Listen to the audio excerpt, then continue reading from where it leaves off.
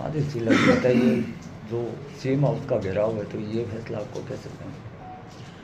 देखिए, आपके माध्यम से, मीडिया के माध्यम से, वैसे तो मैं सर्व समाज को आमंत्रित करती हूँ कि हमारे साथ अन्याय हुआ था 5 दिसंबर 2023 को।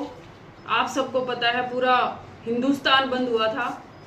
सुखदेव सिंह जी गोगामेडी कोई ऐसी शख्सियत नहीं थे जिनके बारे में बताना पड़े। वो तो खुद ही अपने आप में एक मिसाल थे।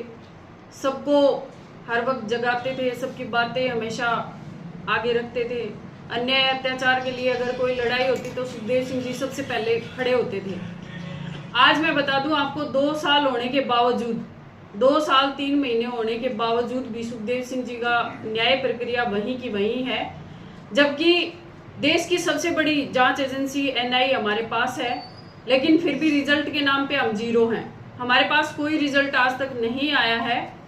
अब आप जैसे भाइयों का कहना और समाज का कहना मान करके हम इस लड़ाई को लड़ रहे हैं। उन सब ने बोला कि सुखदेव सिंह जी गोगामेडी को न्याय दिलाइए।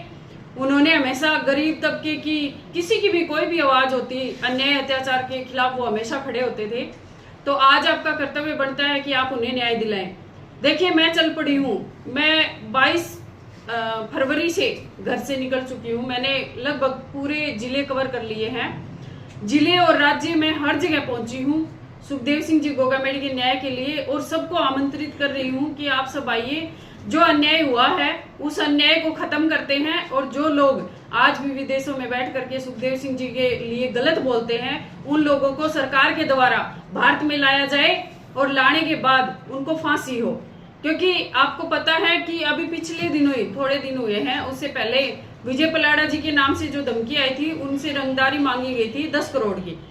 तो उस टाइम पे बोला गया था, सुखदेव जी के बारे में गलत बोला गया था कि उनको जैसे मारा आपको भी मारेंगे। उससे अभी थोड़े दिन पहले और विद्यासर गांव, आपने सुना होगा, चूरू का मामला है, जहां होटल में दिन दहाड़े हत्या होती है और फिरौती भी मांगी जाती है, बार बार फिरौती।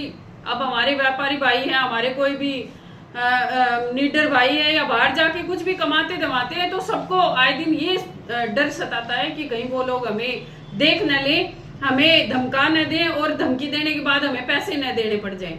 तो देखिए, इस अपराध के खिलाफ किसी ना किसी को तो खड़ा होना था। माना अपने समाज में हो या सरल समाज में, कोई भी नेता बोल नहीं सकता।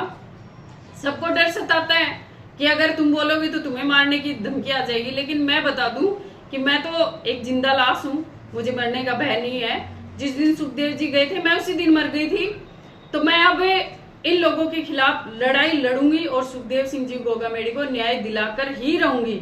अगर न्याय उस दिन नहीं मिलता है, अगर सरकार कोताही बरतती है इस मामले में, तो मैं आपके माध्यम से सरकार को भी बता देती हूँ कि उस वक्त अगर हमें न्याय की कोई प्रक्रिया सही से नहीं मिली, तो मैं आत्मदाह के लिए तैयार हूं, और समाज मेरे आत्मदाह को स्वीकार भी करेगा और मुझे लेकर भी आएगा।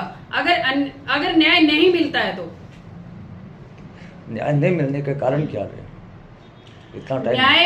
न्याय अगर नहीं मिलता है तो कहीं ना कहीं सरकार कमजोर है हमारी।